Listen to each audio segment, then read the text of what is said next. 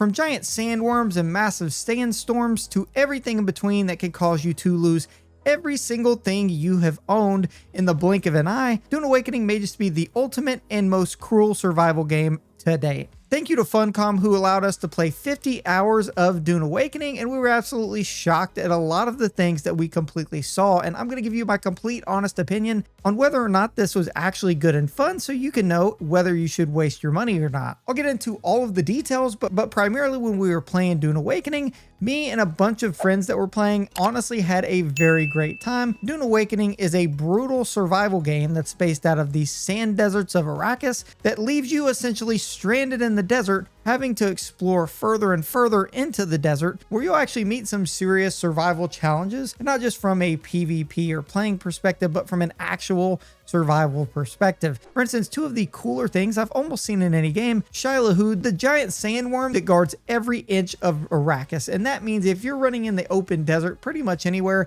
at any given moment, this guy could pop up and just eat you whole, eat your vehicles whole, take everything you have. If he eats you, every single thing you have on you is completely gone. The other really neat thing that we've not really seen much of in any other game is Dune Awakening has giant sandstorms. Now, not only are these just brutal in their entirety, but they keep you on edge every single time you go out of your base, primarily because you essentially get about a 1 to 2 minute timer letting you know that a sandstorm is approaching. The problem is, while you're exploring any part of the map, a sandstorm could roll through at any given moment and essentially covers a large majority of the map. Now, if you get stuck in a sandstorm, essentially just like Shai Hulud, you essentially lose everything again in your inventory, meaning at any given moment, within 60 seconds, you need to be able to find a building or something to hide in, and trust me, in Arrakis, there are not many places to hide. Most of the entire terrain is completely open. Even though we played 50 hours, we only really played about 20 hours worth of the content, but we essentially only explored about 3 out of 12 zones, not including the deep desert at the end game. So there is a ton of game to still be explored past what we were able to visit.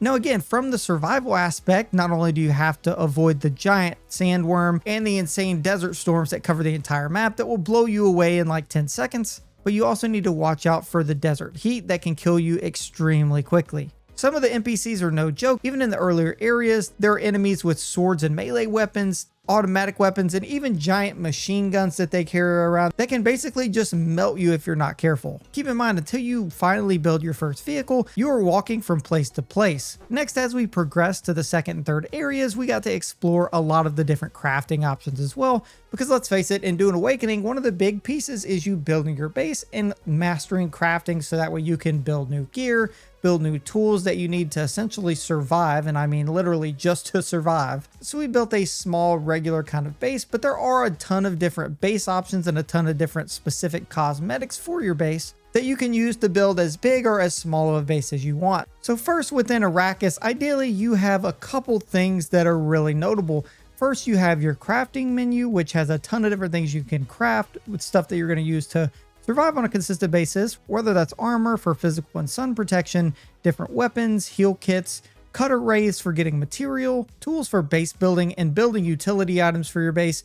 All of that, which we'll go over here in a minute, but there are again a ton of things to craft and primarily research. So in order to unlock everything similar to other games, you'll need to spend points to actually research what you plan on building. So that way you have to work towards learning it before you're actually able to build it. Again, to different utility items and schematics for buildable things that you would put in your base, like repair stations, chests, upgraded cutter rays, and different things like even your wind turbines that you can put on your base. All of this stuff needs to be essentially researched by doing different things and different missions across Arrakis. So just as an example, if we're over here in East Vermilius Gap, this is essentially like the second area you go into, you'll notice that there are these little 3 house icons, and these are essentially like enemy strongholds. When you go to one, you actually complete them and you can grab the intel from these locations. And by getting intel from those locations, those are the points that you'll be using. Let's say you get 5 to 10 per individual section that you clear.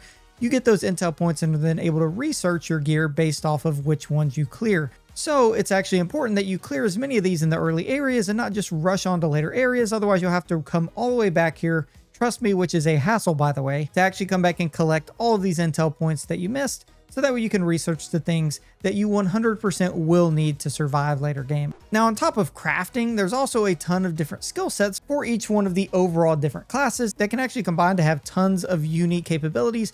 You can spec into certain ones more than others, and the way they've built this out is that you can't essentially just max out every single skill tree. If you're, let's say, a swords master, you only have certain ones that you're able to pick from and fully fill out specific skill trees. You don't get enough skill points to max out them all, which makes your choice pretty important. So overall, the classes are Trooper. The Trooper class is going to revolve and specialized around range damage. The Trooper is going to be your Tactician and Gunner class. The Mentat, on the other hand, is actually another super unique class. Your Mentat is going to be your Weapons Specialist and Assassin class. Next is the Planetologist. You get specifically a Sentinel that you can spec into early, which is like a buoyed turret that essentially can just shoot down enemies and you can drop it down basically anywhere.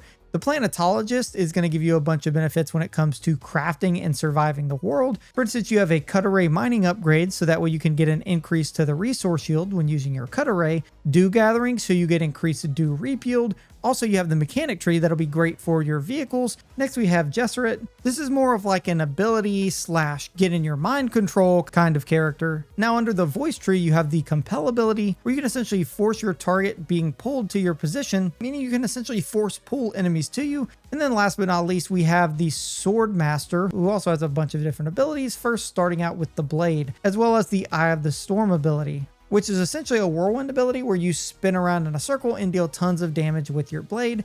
And then the way we have the knee charge ability, this is going to allow us to easily stun enemies, especially melee enemies, to build out a specifically based character.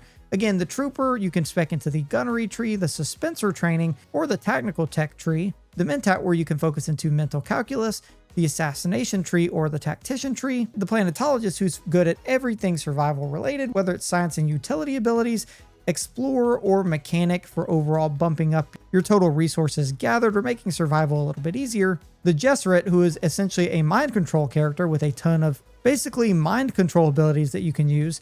And the Swords Master, whose focus is in stamina, special close-up combat with the blade to deal tons of damage to every enemy in the game. Again, we think there's a ton of build variety here, and it gives you a lot of skills and abilities to pick from. And again, you can't max out all of these skill trees per character, which means you need to build your character the way you want to build it, so that way you can specialize in the things you specifically want to specialize in. Now, we have a bunch of different acts of the campaign, which I won't spoil for you because they're actually pretty awesome, but they're essentially trials within the campaign. There are factions, miscellaneous and side quests, and overall main quests for the actual areas themselves. You'll need to complete these trials as you progress throughout the campaign and explore all of the 12 areas that Arrakis has to offer. Now, again, some of the main ways that survival works in Dune Awakening, we can use things like blood sacks to actually drain blood from our enemies and then drink it to recuperate our water intake. Additionally, we can use things like the blood purifier, so that way we can actually deposit blood into the blood purifier and get water out of it, so that way we can then fill up our hydration tools and drink water as we go, so that way we don't become sun parched and end up dying from exhaustion. Additionally, you have the fuel power generator. This actually requires you find fuel cells and requires that you put the fuel cells into the fuel power generators, not only to power everything in your base, but to also power your base's shield. Without your base's shield, it can damage your base and cause decay. Over enough time without any fuel and barrier around your base will decay and eventually just disappear with all of your stuff inside it. So you need to make sure you have 1 or 2 or 3 of these in your base, depending on how much equipment you have, and stock them up with fuel so that way your base is always protected. We also have an ore refinery, so that way we can refine a lot of our ores into ingots, so that way we can craft things like weapon, gear, and other utility and refineries. We have a small chemical refinery. That way we can get fuels for our vehicles, as well as other additional things we use to craft specialty tools. We have a repair station where we can actually come in here and repair all of our different items. Our fabricator, which we can use as a primary source to fabricate basically all of our cool stuff in the game, whether that's armor, whether that's weaponry, different tools that we have to select from, different scanners and utility tools, even our vehicles and sand bikes, as well as different unique pieces that you can find schematics for as you explore Arrakis. And then we also have our sub-fief console. Now, our sub-fief console is a primary thing that we use. You basically have to put this down to claim your land and then build your base within the overall confines that your subfief allows. From here, you can see all of the building pieces you've placed, your maximum production, your lights, your storage, and every single thing here, as well as your overall power and additional storm alerts, and even the taxes that you do have to pay. Yes, you do have to pay taxes. There's also a setting for access level, so when you build out a guild or a group of friends. Now, what's cool is you can do this with each individual machine. So let's say the fuel power generator here, if we actually wanted to manage this, we could set it so that way only co-owners of our guild actually have access to it. Versus if we decided to build out our chest, we could actually manage it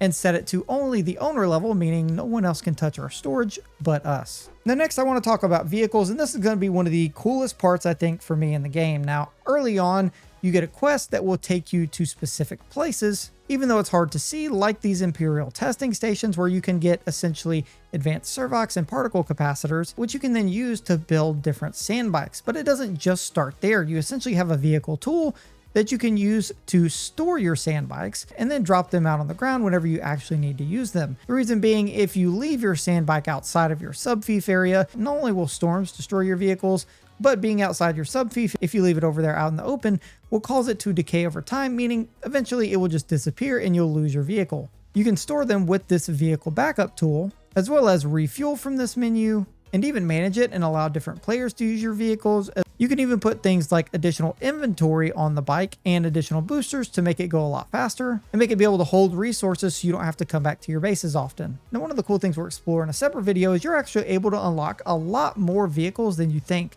You start off with the initial bike, you can then unlock the buggy assembly, so you can build that, but eventually you can upgrade this to the ornithopter and the upgraded version of the ornithopter, which will allow you to fly across the entire map with absolute ease. And this is one of the things I think that's going to make this game so fun. You're able to jump in your own made helicopter and go anywhere you want across the map. But again, we can see some of the different types of weaponry, which we'll cover in a later video, which shows us not only are we going to be able to have a ton of different stuff we can collect, but a ton of customizability around how we approach combat, whether that's with melee, whether that's with Gatling guns, missile launchers, etc. So there's a lot of stuff to choose from here. And again, you have to research all this stuff and get the points to research it in order to unlock it, which gives us a lot of stuff to chase and a lot of stuff to look forward to when playing. You also have different cities and towns like the Anvil, for instance, where you can go and get contracts, as well as visit with merchants to buy different parts that you need using the in-game currency known as Solari. You can use this at the merchants again to buy very much needed parts,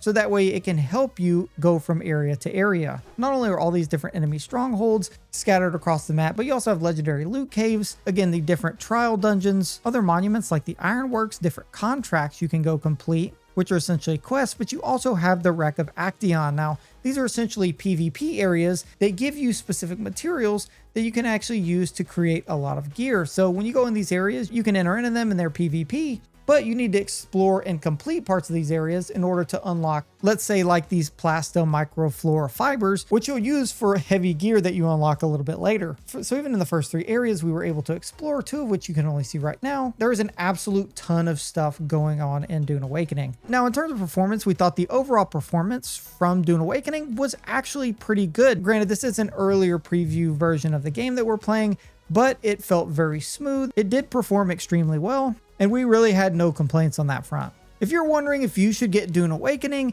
I'm thinking you absolutely should if you like any survival game whatsoever. Not only is this a brutal survival, and it can even get pretty difficult sometimes, but it's very rewarding and honestly very fun, especially if you're playing with a group. You can completely play this solo or group, either doesn't matter, but again, with friends, I found this to be a really fun playthrough of just the first 3 of 12 areas alone. You can click the link in the description to pre-order now and get early access to the game, and keep an eye out for the closed beta that will be happening very soon in May. If you like this video, drop a like. If you're excited for Dune Awakening, let me know in the comments. Subscribe if you're new, and I will see you guys in the next one. That will allow you to copy your base build, so that way you can essentially blueprint your base build, drop it down, and then simply build the parts one by one when you decide to move bases or proceed to the next area.